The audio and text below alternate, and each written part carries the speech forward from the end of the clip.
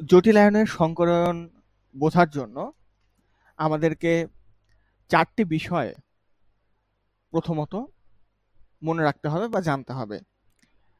১ number, যে জটিল যৌগের সংকরণ আমরা বের করব, নির্ণয় করব, সেই জটিল যৌগের কেন্দ্রীয় পরমাণুর জারণ মান আমাদেরকে জানতে হবে।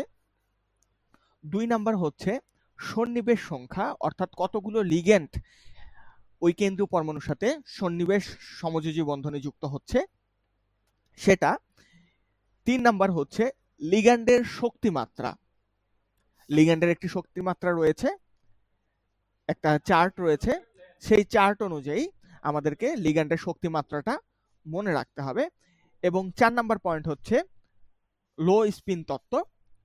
এই লো স্পিন তত্ত্ব হওয়ার কারণে ইলেকট্রন পেয়ার হতে পারে না, এটা আমাদের জানতে হবে। এখন যে কোনো জটিল যৌগের সংকরণ নিশ্চিত হওয়ার জন্য আমাদের যে এই ৪টা রুলসই জানতে হবে এরকম না, কোনোটার ক্ষেত্রে অটোমেটিক্যালি হয়ে যাবে, যেগুলো একটু সহজ।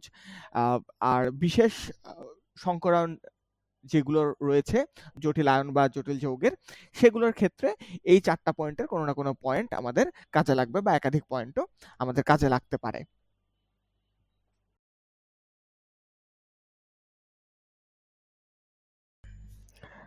আমরা যদি NiCO4 টেট্রাকার্বনাইল নিকেল এই জটিল যৌগের সংকরায়ন নির্ণয় করতে যাই বা বুঝতে যাই, তাহলে প্রথমত আমাদের এখানে কেন্দ্রীয় পরমাণু নিকেলের জারণ মানটা হিসাব করতে হবে। তো এখানে নিকেলের জারণ মান হচ্ছে 0, অর্থাৎ নিকেল এর সাথে শুধুমাত্র নিকেল এর সাথে CO এই লিগ্যান্ডটি যুক্ত হচ্ছে, 4টা যুক্ত হচ্ছে, অর্থাৎ এখানে সন্নিবেশ সংখ্যা হচ্ছে 4। এবং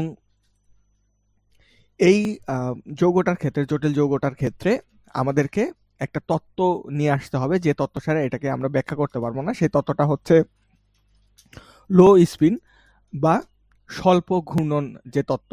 এই স্বল্প ঘূর্ণন তত্ত্বের এগেনস্টে আমরা জানি যে ইলেকট্রন পেয়ার হয়, অর্থাৎ এটা একটু এক্সেপশনাল একটা জটিল যৌগ, অর্থাৎ এক্সেপশনাল তার হচ্ছে সংকরায়ন।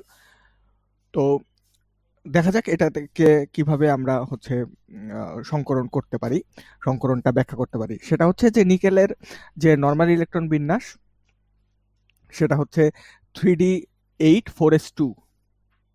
তো 3d8 4s2 এ যখন এরা সংকরায়নের সময় যে পেয়ারিং হয়, অর্থাৎ আমরা হুন্ডের নীতি অনুযায়ী প্রত্যেক ঘরে একটা করে ইলেকট্রন ঢোকে, তারপরে জোড়া হয়।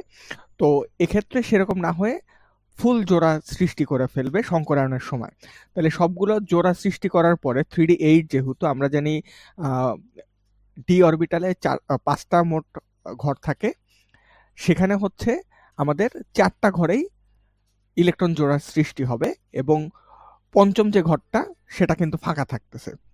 কিন্তু এক্ষেত্রে ওই যেটা বললাম যে তত্ত্বটা লো স্পিন বা স্বল্প ঘূর্ণন তত্ত্ব, সেই স্বল্প ঘূর্ণন তত্ত্বের আন্ডারে এই যে 4s এর যে 2টা ইলেকট্রন, এই 2টা ইলেকট্রন পেয়ারিং এর মাধ্যমে 3d তে প্রবেশ করে। অর্থাৎ সাময়িক অবস্থার জন্য 4s এর 2টা ইলেকট্রন 3d8 এর সাথে যুক্ত হয়ে যায়, 3d10 হয়ে যায়। তখন 4s তো ফাঁকা হয়ে যায়, 4p ও ফাঁকা থাকে।